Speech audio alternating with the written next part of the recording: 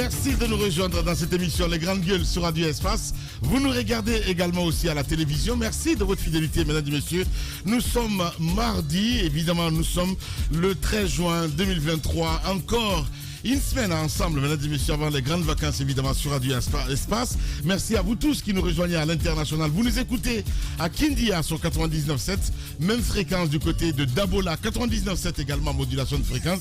Merci à ceux qui nous rejoignent sur les réseaux sociaux grâce à Sola Média.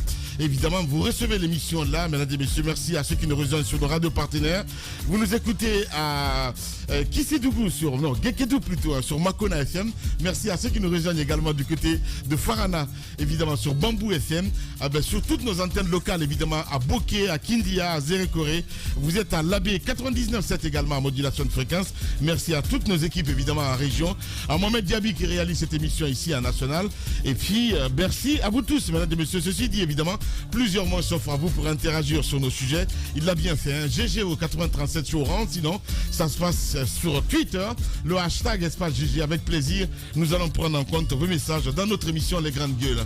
Au menu, on s'intéresse à l'actualité. Le 1er juin dernier, donc, la justice sénégalaise avait tranché dans l'affaire du salon de massage. Une jeune dame, donc, Adji Sarr, poursuivait l'opposant Ousmane Sonko pour viol présumé et menace de mort.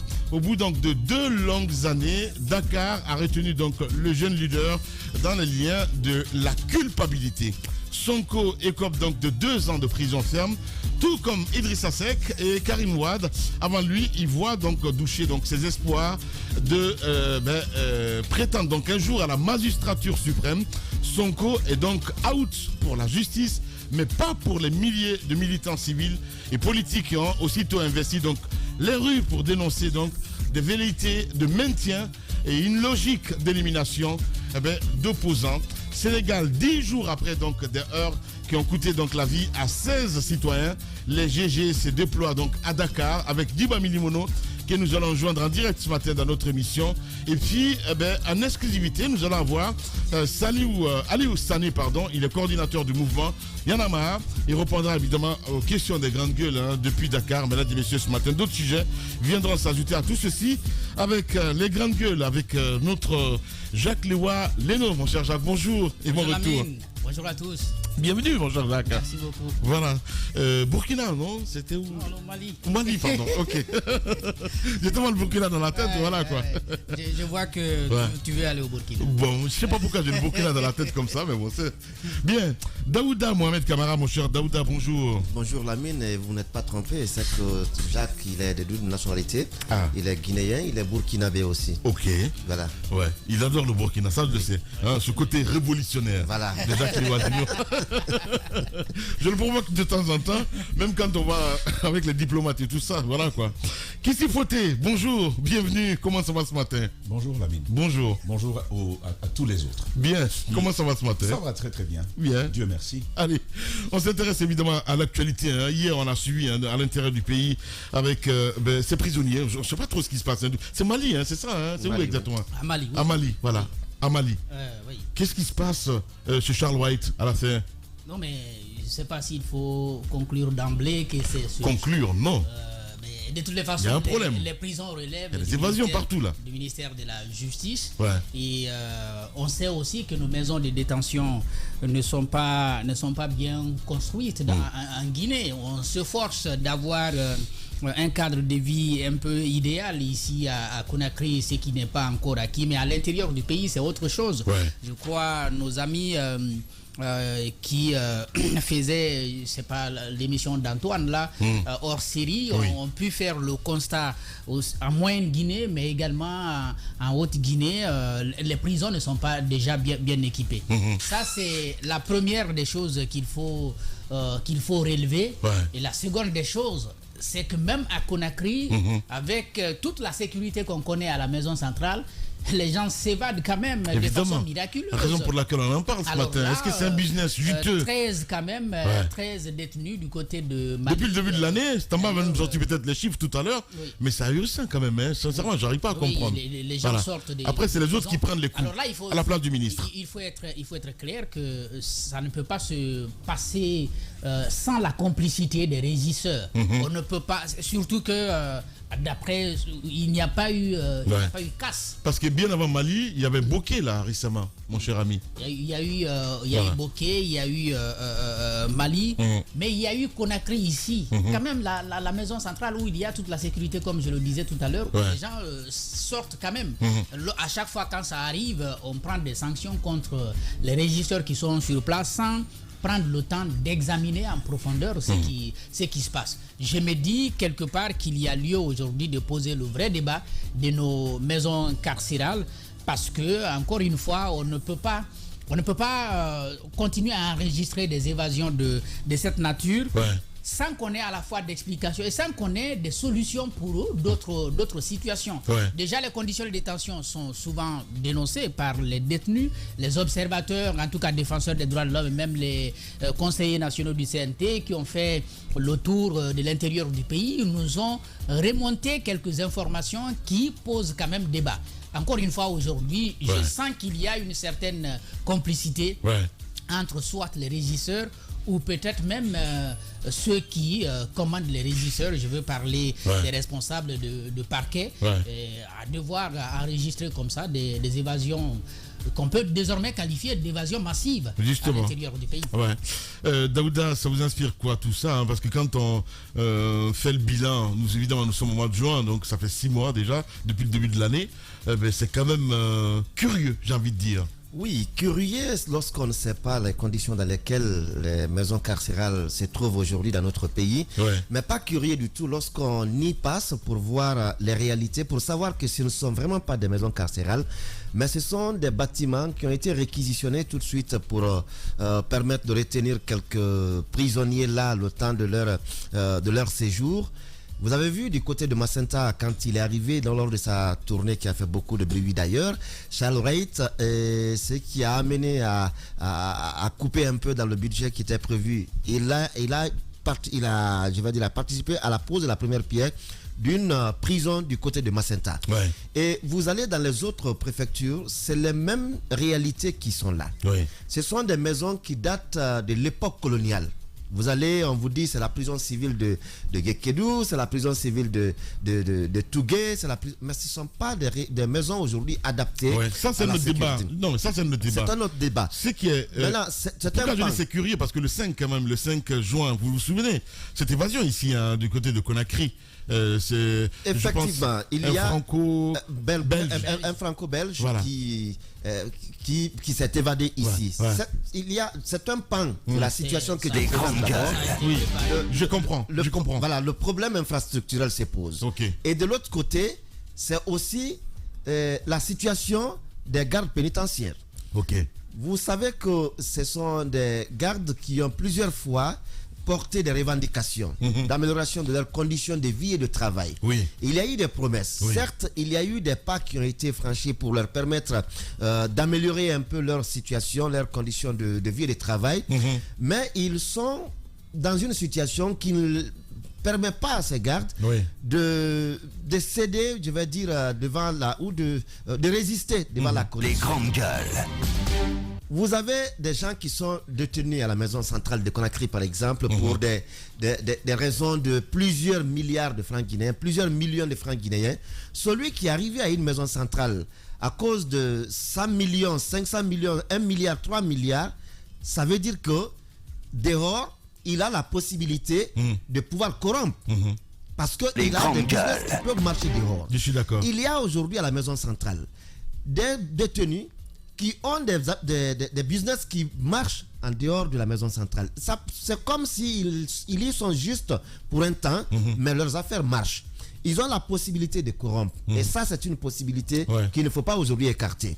Est-ce qu'il faut maintenir les gardes pénitentiaires dans cette situation, pensant que on a procédé à l'augmentation de leur salaire ou à les doter d'uniformes, ainsi de suite, pour dire que tout va désormais bien. Je crois que non. Il faut aller davantage au contrôle, au suivi de leurs activités. Je comprends très bien. Les conditions de vie, les conditions de vie sont ce qu'elles sont, mais également, il ne faut pas leur perdre de vue. Ouais. Il ne faut pas leur perdre de vue. On parlait la dernière fois avec l'agence de lutte contre la corruption. Un agent qui lutte contre la corruption, qui n'a pas la possibilité d'avoir une ramette dans son tiroir, comment voulez-vous qu'il soit efficace dans son travail? Un garde pénitentiaire qui se fait des soucis, comment trouver un sac de riz à la fin du mois? Lorsque quelque chose lui est tendu, ben, peut-être il sera tenté de céder. De céder. Il y aura des injonctions il y aura des injonctions de poursuite, ainsi de suite. Mais s'il prend la poudre d'escampette, comme on a vu du côté de Dubreka, on a vu à Conakry, les gars, ils conditionnent tout et il y a l'évasion, et puis c'est eux-mêmes qui s'évadent. Donc, il faut aller aujourd'hui à un suivi. Il nous avait promis des caméras, je crois, des caméras de surveillance à la maison centrale, mais également dans d'autres prisons. Mais avant d'aller à ces caméras de surveillance dans les prisons, à la maison centrale, il faut aller d'abord à l'amélioration. Tu as touché à la plaie, mon cher Daouda, parce que quand on prend, par exemple, le cas le plus récent du côté de la maison centrale de Conakry, on nous apprend qu'Akal, ce prisonnier célèbre, évidemment, à un moment donné, parce qu'il avait eu quelques malaises et tout ça en prison, qu'on l'a transporté sur la moto. Vous vous rendez compte, les gars? Un prisonnier dangereux comme ça, mais attendez, on le transporte sur la moto. Sur la moto. Mais c'est de la folie. C'est de la folie. C'est ce que nous vivons. Oui, il y a eu ça, il y a eu Kaba. Kaba avant, dans l'affaire de la drogue. La quantité importante saisie là, il y a d'autres qui sont à la maison centrale. Mamadi Kaba, lui, il avait été... Ça, c'est en 2022. Lui, il avait été... En septembre 2022. Oui, c'est ça. Lui, il avait été transporté à Ignace Dine pour des soins et il n'est plus revenu à la maison centrale. Là également, on parle d'évasion. Moi, je pense qu'il y a quelque chose d'arrangé. On essaye de s'organiser de manière à ce que les gens puissent partir. Et d'ailleurs, quand ils partent, vous ne sentez pas du côté du ministère de la Justice des efforts pour quand même les reprendre et les ramener à la maison centrale. Parce que s'il y avait cet effort-là, on pouvait dire on regrette même là, on fait l'effort. Sinon, on prend le plaisir seulement de dire à l'opinion, oui, il y a eu évasion. Et après, on trouve quelqu'un à sanctionner, un régisseur. Peut-être le mieux aussi, c'est le demander de relancer le projet de Rokogia. Vous vous souvenez quand même, ça existe encore. Même si on a mis un petit peu dans les oubliettes, parce que je vois un petit peu du côté de Coronti quand même, ils sont en train de rénover, je veux dire, les bâtiments de ce côté. Ça, c'est un autre dossier. Il y a cette idée qui hante beaucoup les gens. On dit quand tu construis une prison, tu iras en prison. C'est cette idée qui hante les gens. Mais il faut le dire. Que ce soit à l'argent du contribuable quand même a été dépensé là. On a eu chaque à l'antenne ici. À l'antenne, l'argent a été dépensé et ça n'a absolument rien donné. Il faut rappeler le cas d'Alaba. C'était d'Alaba la semaine dernière également, où il y a eu évasion. À Pita aussi. Effectivement, à Pita.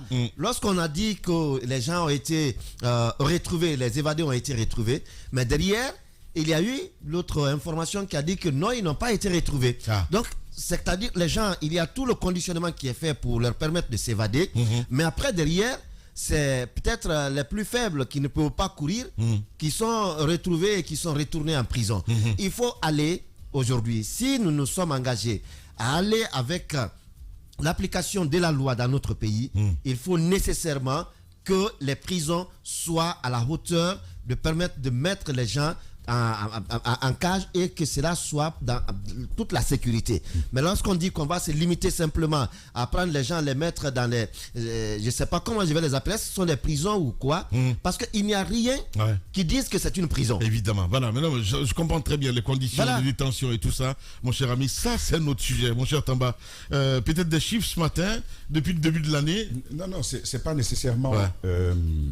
c'est pas nécessairement sur les chiffres que ce soit et aussi donc sur le dernier propos de Daouda que ce soit un facteur différent. Parce que j'ai l'impression que c'est du populisme en fait. La façon dont les maisons d'arrêt sont construites, la façon dont elles sont gérées pose aujourd'hui un sérieux problème. Effectivement, il y a du populisme derrière. il y a beaucoup plus de bruit, beaucoup plus que d'action dans le milieu carcéral. Si vous voulez, la pitance journalière n'est pas nécessairement respectée, contrairement à ce qui est dit. Les prisonniers ? Sur les prisonniers, bien sûr, Lamine. Okay. Vous savez qu'il y a une dotation majorée de ce que chaque prisonnier devait avoir. Je pense qu'ils sont à 30 000 aujourd'hui. Okay. Par jour. Et par les grandes gueules. Je crois qu'on était à 17 000 avant la transition, avant donc le CNRD. Je pense qu'on était à 17 000. Aujourd'hui, on doit être à 30 000 jours, donc par prisonnier. Ça, c'est, si je ne me trompe, c'est les dernières informations que j'avais faisaient état de cela. Lamine, tous les jours, vous savez, le prisonnier avait droit à un carreau de sucre dans sa petite bouillie, et chaque semaine, il avait droit à un morceau de viande. Et il y a pas mal de prisonniers, justement, qui remontent cette information, comme quoi ils n'y accèdent plus. Quelle est la réalité? Alors qu'on était à 17 000, c'était possible. Maintenant qu'on passe à 30 000, ce n'est pas possible. Qu'est-ce qui se passe? Les conditions dans lesquelles les prisonniers sont détenus, ça c'est également un problème. La prison ne doit pas détruire l'humain, la personne. La prison doit participer si vous voulez, à son redressement. À sa réintégration, sa réinsertion. Sa réinsertion, c'est certainement après. Mais la prison n'a pas vocation à détruire le peu d'humanité qu'il a. Ça, c'est une chose. Mais Lamine, je me suis quand même évertué. Je vais partager quelques éléments rapidement. Les grandes gueules. Ce matin, on parle d'évasion, c'est vrai. Mais il faut se le dire, les conditions dans lesquelles les prisonniers sont détenus ne sont pas acceptables. À un certain moment, je peux même être tenté de dire, ils ont de la veine, eux, d'avoir réussi à s'échapper de ces maisons-là. Regardez ce qui se passe. La maison centrale de Conakry a été construite en 1930. 1930. Nous serons bientôt à 2030. Ça va faire 100 ans. Bientôt. Un siècle. La capacité d'accueil initiale, vous le savez, on revient souvent là-dessus. La mine, c'est 300 prisonniers pour un nombre de 38 cales. Ok. Le nombre de cales, si vous faites la division, si vous faites le rapport, vous verrez quelle est la proportion de prisonniers, quelle est la prévision de prisonniers par cale. Donc, 300 prisonniers pour 38 cales. La mine, aujourd'hui, jusqu'au moment où le document que j'ai consulté était produit, il y avait à la maison centrale 1764 prisonniers. 1764 prisonniers. Vous avez au moins 2 fois les 300.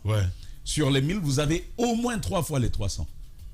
Donc, c'est à peu près 6 fois le nombre pour lequel on a construit ces bâtiments-là. Vous vous rendez compte?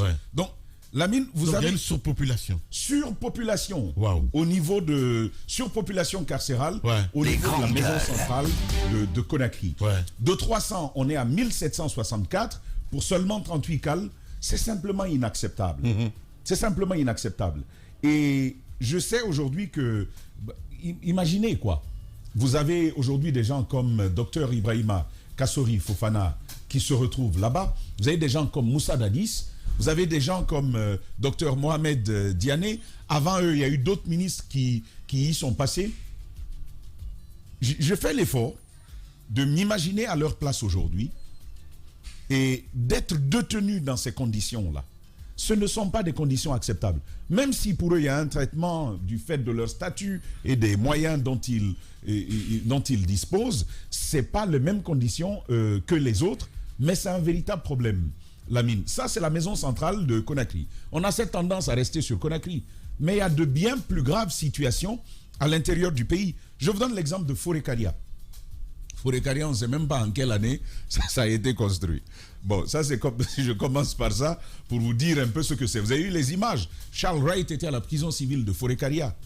Vous avez vu les images du bâtiment là? C'est pas croyable. Et c'est là-bas qu'on héberge des gens. La prison civile de Forécaria a été construite pour 60 personnes, pas plus. 60 prisonniers, pas plus. Sur les 6 cales, c'est-à-dire la raison c'est 10 prisonniers par cale initialement. Ouais. Sur les 6 cales, il n'y a qu'une seule qui est opérationnelle aujourd'hui. C'est-à-dire que les 5 autres cales ne sont même pas utilisées. Ouais. En d'autres termes, Ouais. il ne devrait y avoir à Forécaria aujourd'hui que 10 prisonniers. Ok. Vous vous rendez compte? 10 prisonniers si on voulait les détenir suivant les normes en vigueur en Guinée et également conformément aux conventions auxquelles la Guinée a souscrit. Mais tenez-vous bien, au lieu des 10 prisonniers qu'il devait y avoir aujourd'hui à Forécaria, Lamine, nous sommes à 93 prisonniers. Waouh. Imaginez une pièce construite pour abriter, pour accueillir 10 personnes. Vous vous retrouvez à 93 dedans. Ça, c'est à Forécaria. Je viens à Kindia. Lamine, à Kindia, la prison a été construite, la prison civile a été construite en 1938. Ouais. 1938 pour 150 prisonniers, avec 6 cales aussi. Aujourd'hui, ils sont à 416. Je m'arrête là sur les chiffres pour dire que partout, les prisonniers sont très, très mal détenus. Ouais. Ce n'est pas une histoire de Charles Wright. Je le dis à sa décharge. Ce n'est pas une histoire de Charles Wright. Cette histoire, il l'a trouvée. Elle était déjà pourrie. Mais ça risque de rester l'argument de tous les gouvernants guinéens. Quand ils arrivent, ils disent « Mais c'est pas moi, hein. Vous avez entendu Guillaume la dernière fois, lorsqu'on posait des questions sur un certain nombre de faits, il dit « Mais vous êtes en train de parler comme si l'éducation a commencé avec moi. » Et c'est ce qu'on va nous dire jusqu'à la fin de la transition. Celui qui viendra, on lui posera les mêmes questions, il va nous dire « Écoutez, la justice guinéenne a commencé depuis 1958. » Donc, ça reste un alibi sur lequel on ne devrait pas être d'accord. Maintenant, sur la détention elle-même. Ouais. Parce que là, c'est l'infrastructurel. Ouais, parce que moi je parlais du populisme en fait, parce que si on prend, je vais pas dire, si on interroge la responsabilité de Charles White, c'est un peu par rapport à ses sorties, ce que tu dis ce matin mon cher Tamba, par rapport à Coranty. Moi, j'ai froid dans le dos, quoi, sincèrement. Lamine, il faut prier de ne pas y être. Ah ben oui. Il faut prier de ne pas y être. Il faut prier pour moi, mon petit. Si vous y êtes... Ah ben oui. Les grandes gueules. Si vous y êtes, si vous y arrivez... Les grandes gueules. On va prendre une minute pour prier. On va prendre une minute pour prier. Il est terrible ce gars. Alors non, je ne parlais pas de toi en Non mais l'occurrence. bien sûr que oui. Non mais attendez. Il faut prier. Hier il a reçu des coups dans tous les sens, donc ce matin, ben oui. Écoute, je suis prêt, hein, mon petit, vas-y. Les grandes gueules. C'est pas les autres. Les autres ont commenté tes coups. Alors, Lamine, je disais qu'il faut prier de ne pas y être. Et si vous y arrivez et que vous avez eu l'occasion de fuir, de vous échapper, vous n'allez pas réfléchir à 3 fois. On m'a raconté une scène. Et c'est parti. Non, je vous la décris. Non, ça touche toujours à la population carcérale. Oui. Les cales, les toilettes que l'on dispose. Non. C'est pas à cause de ton thé qu'on va arrêter de faire notre travail. Les gens, ils souffrent là-bas. Et toi, tu te préoccupes de ton thé. Il faut être humain, la mine. Il faut être humain. Ça, c'est important. Maintenant, pour revenir j'avais besoin de dire ça. Donc, pour revenir au sujet lui-même, des cales. À l'intérieur de ces cales, imaginez par exemple, on vous dit, une seule cale est opérationnelle à Forécaria. Une seule cale. Il y a 93 prisonniers, tous à l'intérieur. Regardez ce qui se passe. Les toilettes que l'on dispose pour les prisonniers, il faut s'accroupir. Tu ne peux pas te tenir droit pour aller là-bas. Il faut s'accroupir pour y aller. S'accroupir carrément. Je vois. Pour arriver aux toilettes. Ouais. Vous y arrivez, mon cher Lamine. Vous restez dans la même position, accroupi, pour se laver, il n'y a même pas d'eau. Il y a des prisons où il n'y a pas d'eau.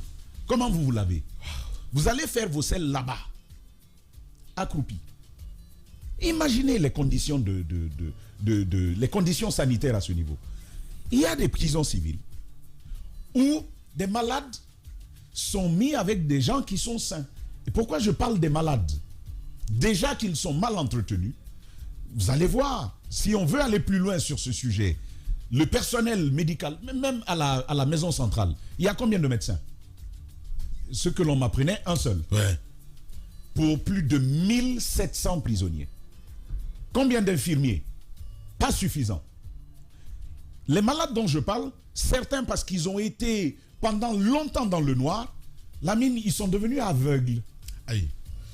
Ils ne voient plus. Wow. Les grandes gueules. Mieux, il y a des tuberculeux. Ce n'est pas de la stigmatisation par ailleurs. Il y a des tuberculeux dans les mêmes cales que des prisonniers sains. Vous voyez le danger de ce que je suis en train de je comprends, j'imagine. Et les autres formes de maladies où pour aller à la toilette, vous êtes obligé de vous accroupir. Il y a comme l'impression que nous qui sommes là, qui sommes libres et qui administrons les prisons, nous pensons que nous sommes de meilleurs hommes que ceux que l'on envoie en prison. Et on oublie une chose, la société est en grande partie responsable du sort réservé aux prisonniers. C'est soit une responsabilité familiale, une responsabilité de l'État à partir de la scolarité, à partir des services de sécurité ou à partir de la justice. On n'est jamais innocent, la société. On les y prend, on les y envoie. Mais au nom de quoi on va dire les prisonniers n'ont pas besoin d'une toilette normale? Au nom de quel principe sont-ils obligés de s'accroupir pour aller faire leurs besoins? Les grandes gueules. Bon, quand vous êtes face à ça, il semble que c'est encore plus grave parce qu'ils sont obligés, semble-t-il, de le faire dans les pots et puis si c'est la nuit en tout cas dormir avec. Allez, et merci puis le les gars. conduire vers les fosses. il faut conduire vers les fosses, mais vous savez aussi on jette, on emballe bien, après on jette aussi autour des cours. Et ça c'est connu. Le ministre Charles le sait. Avant lui c'était déjà comme ça. Je veux vraiment que l'on sorte des discours et que l'on donne la voix. Charles ne va pas tout réussir, mais qu'il donne la voix. Il a de la volonté et de l'énergie. Ça, on peut tout lui dire, sauf ça. C'est-à-dire qu'il a de l'énergie, le ministre. La volonté. Les grandes Il a de l'énergie. Voilà. Si c'est assimilé un petit peu, on mélange un petit peu avec le populisme. Et si la volonté pouvait se servir de cette énergie, on aurait commencé à bousculer pas mal de choses, faire changer un certain nombre de choses. Parce que je vais vous dire, la prison, on n'y est pas parce qu'on est mauvais.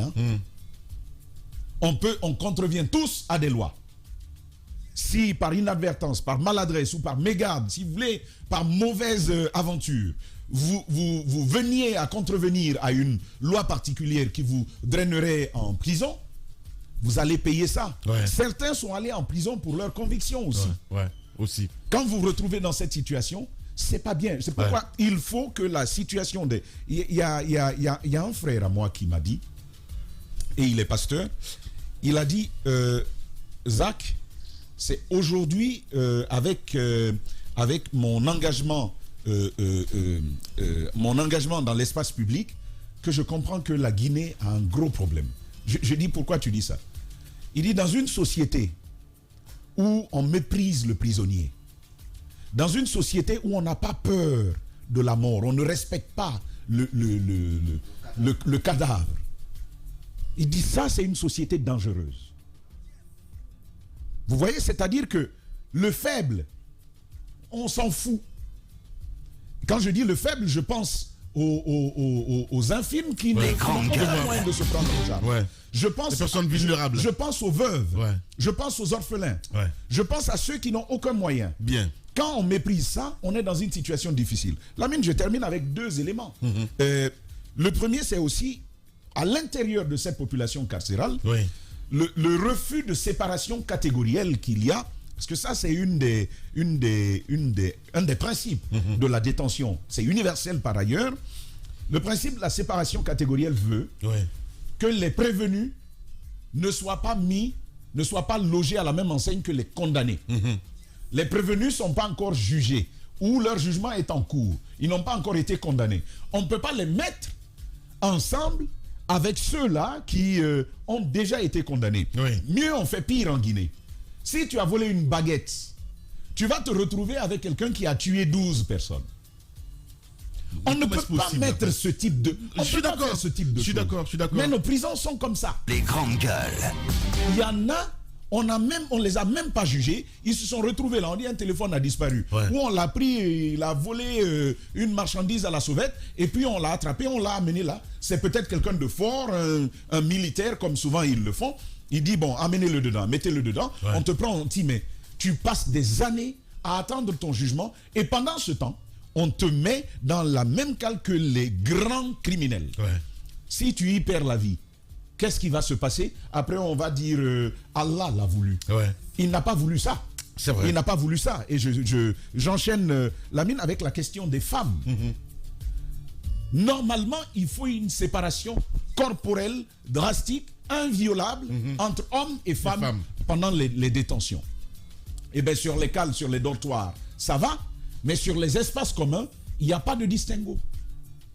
Les femmes se retrouvent dans les mêmes espaces ouverts avec les hommes. Première chose, partagent les mêmes espaces comme la buanderie. S'il y avait une cuisine, c'est la même chose. Vous vous retrouvez dans une telle situation et on sait ce qui peut se passer à partir de ce moment-là. Que se passe-t-il? C'est une situation il y a eu préoccupante. grossesse à la maison centrale. Eh ben, qu'est-ce que tu veux? Entre prisonniers. Qu'est-ce que ça, tu veux? on le sait également. C'est normal, c'est humain, mon petit. Mais Lamine, Ah ben voilà, tu peux pas- oui. Non, mais quand même, quoi, Diba. Ah ben, Daouda Mohamed, c'est humain, ça. C'est parce que c'est humain Ah qu'on ben oui. dit, il ne faut Ben pas oui. les mettre ensemble. Bah oui, c'est ce que C'est je la dis. règle. Mais nous, on s'en fout. Diba. On s'en fout. Daouda. Lamine, même les mendiants en face de la maison, en face de la mosquée Faisal, là, ils font des enfants ensemble. Évidemment, Oui. c'est normal. Imaginez. Mais là-bas, le- c'est des couples, hein. Il y a des couples. Oui, il y a des couples. Sauf qu'il y a deux aveugles là, on les a trouvés le lendemain. Ils n'ont pas vu ils n'ont pas vu que le soleil s'était levé. Ils ont pensé que... Allez, vous êtes chez les GG. Le 1er juin dernier, donc, la justice sénégalaise tranchait, mesdames et messieurs, dans l'affaire du salon de massage. Une jeune dame a dit ça, accusée donc, il faut le rappeler, Ousmane Sonko, de viol. On essaie de comprendre ce matin. Dans un instant, nous allons partir sur le terrain du côté de Dakar. Nous nous attendons donc Diba Milimono sur place. Et notre invité ce matin, mesdames et messieurs, en exclusivité sur Radio Espace, c'est notre autre que Aliou Sané, coordinateur donc du mouvement Yanamar, qui répondra donc aux questions des grandes gueules sur le coup de 10h sur Radio Espace Guinée. Mohamed, si tu veux, nous allons partir sur le terrain, prendre la température déjà du côté de la régie, comme vous voulez aussi. Diba Milimono, il est en direct avec nous ce matin dans les grandes gueules. Mon cher Diba, bonjour et bienvenue.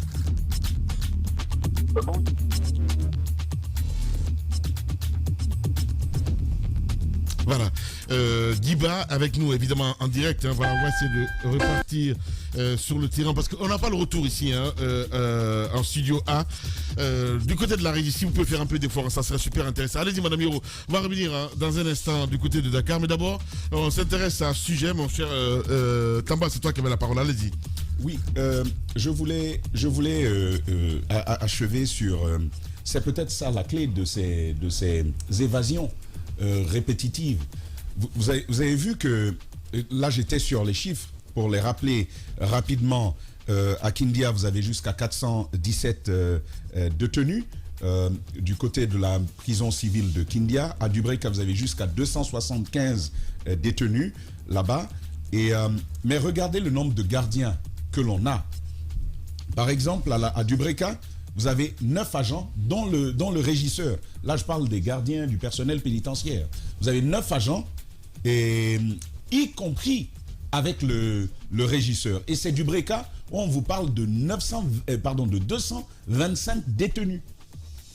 Vous voyez bien que c'est peu pour pouvoir garantir toute la sécurité et s'assurer que tout le monde puisse y rester. Sans compter, bien entendu, qu'il peut y avoir des complicités. Vous prenez celle de Kindia, par exemple. Vous avez 17, dont une femme, du côté de Kindia, alors que vous avez plus de 440 détenus. La mine le plus grave, et je l'évoquais au début, pour la maison centrale, ici même à Conakry, vous avez 1764 détenus. Pour 1764 détenus, vous avez un seul médecin. Un seul médecin. Vous avez 2 infirmiers, 4 laborantins et 4 stagiaires. Là-bas. Mais encore, ça va. Regardez ces chiffres. À Dubreka, où on parle de plus de 200 détenus, 0 agent de santé. 0 agent de santé au moment où ce rapport était produit. 0 agent de santé. Et c'est même pas compliqué d'en déployer. Il y a des agents de santé qualifiés qui sont là, qui n'ont pas où exercer. Il suffisait de prendre un acte pour les y déployer. Ce n'est pas fait. C'est pourquoi je dis, il faut mettre, monsieur le ministre, mettre votre grande énergie au service de votre volonté de faire changer les choses. Je vais plus loin. À Forêt-Karia, il y a un seul médecin et pas plus. Mais regardez ce qui se fait à Kindia. Plus de 400 détenus. Parce qu'on parle du côté de Kindia, on est à 417 détenus. Lamine, il y a un seul agent de santé et c'est un ATS. Agent technique de santé. Je crois que c'est comme ça on les appelle. Donc, communautaire, quoi. Il n'est même pas médecin. Il n'est même pas infirmier. Il n'est même pas infirmier. Hein. Lamine, est-ce que tu vois? J'imagine. Bah oui, je son comprends rôle, très bien. Ouais. de conseiller comment prévenir des maladies. C'est sur la sensibilisation. C'est globalement ça.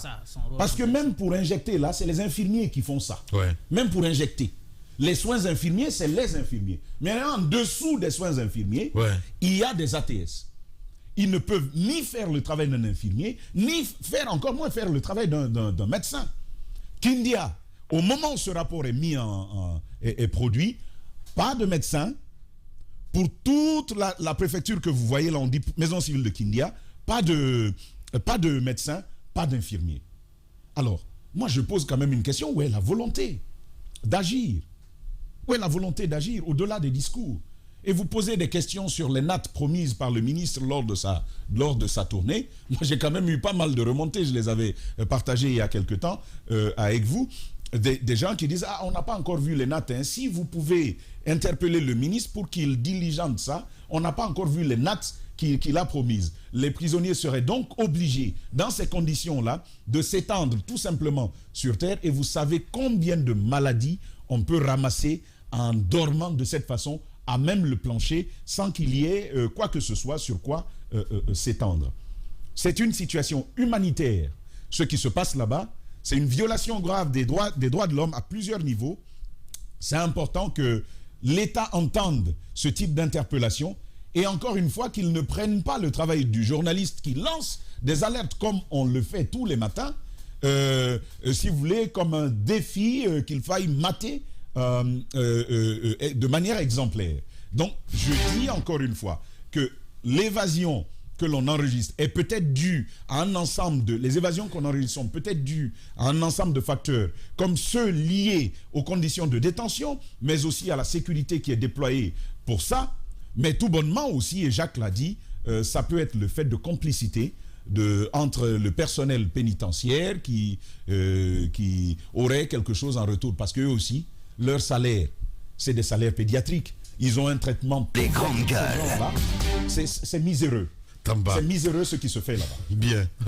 Allez-y, Madame Yoro, bonjour et bienvenue. Bonjour Lamine. Ah, Bonjour à tous. Quand il prend son envol, c'est autre chose. Hein. C'est difficile de le garder. Allez-y, madame. Le laisser. En fait, ils ont touché un pan très important par rapport aux prisonniers VIP à la maison centrale. Je ne sais pas si vous avez eu vent de cette actualité. Le 5 juin dernier, ce prisonnier Arlal, Ibrahim Arlal, c'est quand même un prisonnier international. Ouais. Qui faisait des attaques du côté de Bruxelles, comment on appelle, quelqu'un qui rassemble de l'or, imaginez un voleur d'une telle importance qui se retrouve dans nos prisons guinéennes et puis qu'on se permette de transporter un tel monsieur sur une moto à l'hôpital. Et vous savez que c'est des gens qui ont les narcotrafiquants, des gens qui ont des embranchements un peu partout dans le monde. Et ça ressemble à un film, en quelque sorte, la façon dont il s'est évadé, la façon dont les gens sont venus gazer les gens qui étaient autour, les gardes qui étaient là, pour que le monsieur puisse prendre la poudre d'escampette. Et vous pensez que ce monsieur-là pouvait banalement sortir du pays comme ça? C'est quand même quelqu'un, un voleur, un prisonnier d'une renommée internationale. Ouais. Parce qu'il est belgo-marocain. C'est pas n'importe qui. Comment a-t-il pu?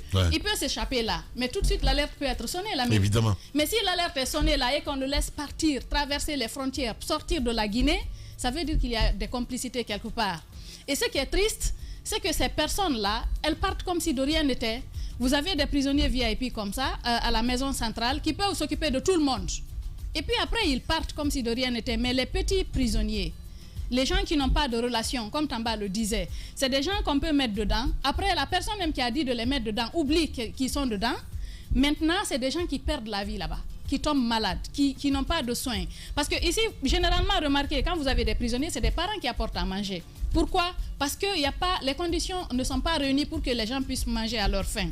Pourtant, ce n'est pas la première fois qu'on fait l'état des lieux des prisons. Vous vous souvenez, hein, Gassama Diaby l'avait fait, Cheikh Sako l'avait fait, on a des rapports qui existent. L'actuel ministre est venu, son prédécesseur l'a fait, et puis il est venu, il a fait la même chose. Pourquoi les lignes ne bougent pas? Ce serait bien qu'on parte vraiment vers cette promesse de construire des prisons pour essayer de désengorger. Justement, je parlais de Yorokogia. Justement, Yorokogia, on n'en sait toujours rien, on ne sait pas où est-ce qu'on en est, on connaît cette histoire, comment les choses se sont passées de ce côté, mais ce serait bien qu'on parte vers la construction de nouvelles prisons. Parce que comme on l'a dit, c'est pas parce que quelqu'un est parti en prison qu'il faut en fait finir avec lui, qu'il faut déshumaniser les conditions de détention, punir de façon inhumaine ces personnes-là. Il y en a qui partent là et qui se reconstruisent.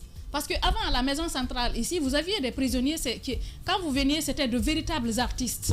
Vous voyez ce qu'ils faisaient, ils font des paniers, ils font beaucoup d'autres choses, mais aujourd'hui, il n'y a même pas de place pour garder les prisonniers. Comment peut-on mettre en place des ateliers pour permettre à ces prisonniers de travailler? Pourtant, il y en a qui peuvent réintégrer. En fait, la réinsertion commence au sein même de la prison. La prison, c'est vrai. Vous sortez avec quelque chose qui vous permet de continuer à mener votre vie. Si vous étiez voleur, que vous puissiez travailler peut-être dans l'artisanat et ne plus reprendre le vol.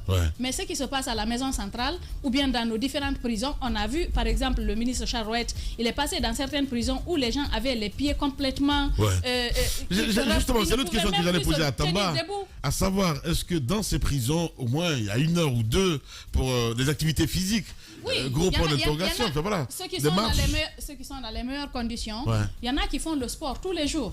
Mais imaginez, il y a de petites personnes en fait qui gagnent à peine de quoi manger. Si vous ne mangez pas bien, est-ce que vous allez penser à faire le sport? Pas du tout. Je lis un livre de Alpha, par exemple, il faisait un peu ces confidences-là, mon cher Daoud Mohamed Kamara. L'autre élément de réflexion, après tout ce qu'on a décrit, bien sûr, il y a le fait que sur 1700, il y a d'autres qui disent qu'on serait autour de 2000. Sur ces 2000 ou 1700, il n'y a qu'un peu plus de 500 condamnés. Ah, ok. Condamnés. Tout le reste, c'est des prévenus, c'est des gens qui attendent d'être jugés. En attente de jugement. Oui, qui attendent d'être jugés. Et je pense que ça ne peut pas se régler à la maison centrale, c'est en dehors de la maison centrale. Alors que la prison devrait être l'exception. Il faut que les magistrats se bougent pour évacuer les dossiers. Ceux qui doivent y rester, qu'on le sache. Mais ceux qui ne doivent pas y rester, qu'ils ne risquent pas leur vie. Et quand tu parles de ça, le ministre Charles, il porte plainte. Quand tu parles de ça, ça c'est, je sais pas comment. Non mais la mine, c'est grave ça. Je sais que c'est grave. Je sais que c'est très grave, mon cher ami. Vous savez, non, la mine. Non, comprenez ce que je dis en disant il porte plainte. C'est en fait, c'est grave, tellement grave que tous les jours on devrait en parler. De sorte que ils vont naturellement dire, écoutez, c'est de l'acharnement, mais pendant ce temps, tous les jours qui passent, on s'acharne sur des gens qui auraient pu être innocentes. C'est ça le problème. Mais ça coûte quoi d'aller organiser ça? Ne serait-ce que ça. Si vous n'avez pas les ressources pour construire des maisons, au moins vous avez du personnel qui est payé mensuellement pour organiser des procès. Qu'ils organisent les procès, il y a des gens à la maison centrale que le voltant qui rentrent pour le vol d'un téléphone ou disparition autour d'eux d'un téléphone, qui ressortent des gros criminels. Parce qu'ils ont été mis avec des gros criminels, parce que c'est aussi un marché par excellence de chanvre indien. Bien. Ça, il faut le dire, ça rentre, ça se consomme à la maison centrale comme si c'était dans un ghetto dehors. Il y a un monsieur qui est entré autour d'une histoire de téléphone. C'est pas pour rien qu'on parle de ça. Il est entré quoi, 8-10 ans. Aujourd'hui, il a 18 ans. Waouh. Vous voulez quoi? Voilà, ainsi va la Guinée, mesdames et messieurs, ce matin. On va revenir dans la deuxième partie. Nous allons faire un saut du côté de Dakar, d'où nous attendons Diba Milimono avec nous en direct, évidemment, dans notre émission. Ce matin, en exclusivité, Aliou Sané, pardon, il est coordinateur donc du mouvement Yanamar. Il répondra donc aux questions des grandes gueules. Et puis, sur la situation donc, des Guinéens rapatriés du Sénégal, la semaine dernière, Kerno Amadou Diallo tuteur donc des femmes expulsées, sera avec nous dans notre émission ce matin. Le temps d'une pause, on reviendra avec Info Express avec la télé et ici à la radio avec Samuel Koufa. On revient à 10h.